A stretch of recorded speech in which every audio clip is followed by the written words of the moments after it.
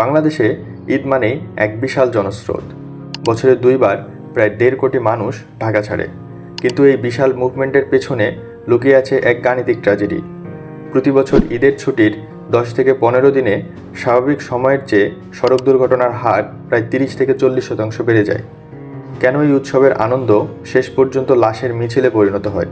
আজ আমরা এর পেছনের কাঠামোগত কারণগুলো বিশ্লেষণ করব। গবেষণায় দেখা গিয়েছে, ঈদের সময় চাহিদার তুলনায় গণপরিবহনের ঘাটতি থাকে প্রায় 40%। এই ঘাটতি মেটাতে মালিকপক্ষ কয়েক হাজার চলাচলের অনুপযোগী বাস রাস্তায় নামায়। যাত্রী কল্যাণ সমিতির তথ্য মতে এই ঈদে দুর্ঘটনার শিকার হওয়া যানবাহনের প্রায় 22% ছিল ত্রুটিযুক্ত বা রুট পারমিটবিহীন। ফিজিওলজিক্যাল ফ্যাক্টর বা শারীরিক সক্ষমতা এখানে অনেক বড় ভূমিকা রাখে। বাড়তি আয়ের আশায় চালকরা টানা 48 থেকে 72 ঘন্টা পর্যন্ত গাড়ি চালান। মেডিকেল সায়েন্স বলে 18 ঘন্টা টানা জেগে থাকলে মানুষের মস্তিষ্কের কার্যকারিতা রক্তে 0.05% অ্যালকোহল থাকার সমান ধীর হয়ে যায়। এই ক্লান্তি বেপরোয়া ওভারটেকিং এবং নিয়ন্ত্রণ হারানোর প্রধান কারণ।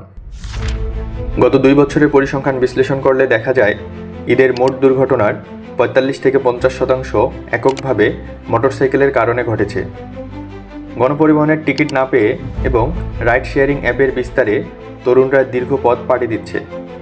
হাইওয়েতে বড় গাড়ির সাথে গতির লড়াই এবং হেলমেটের নিম্নমান এই মৃত্যুর হারকে আরও বাড়িয়ে দিয়েছে কয়েক গুণ।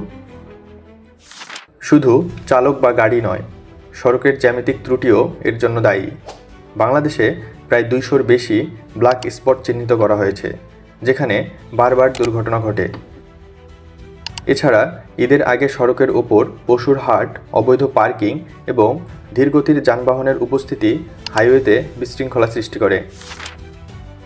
বিশেষজ্ঞদের মতে, রেল ও নৌপথের সক্ষমতা বৃদ্ধি করে সড়কের ওপর চাপ কমানো, আধুনিক প্রযুক্তি যেমন স্পিড গান এবং সিসিটিভি মনিটরিং জোরদার করা এবং চালকদের কর্মঘণ্টা নিয়ন্ত্রণ এবং কঠোর আইন প্রয়োগ করা উচিত। সড়ক দুর্ঘটনা কেবল দুর্ঘটনা নয়, বরং এটি একটি ব্যবস্থার ব্যর্থতা। প্রতিটি মৃত্যুর পেছনে থাকে একটি গল্প, একটি স্বপ্ন এবং একটি পরিবার। উপাত্ত বলছে সমস্যাগুলো চিহ্নিত, কিন্তু সমাধান কেবল কাগজের পাতায় সীমাবদ্ধ।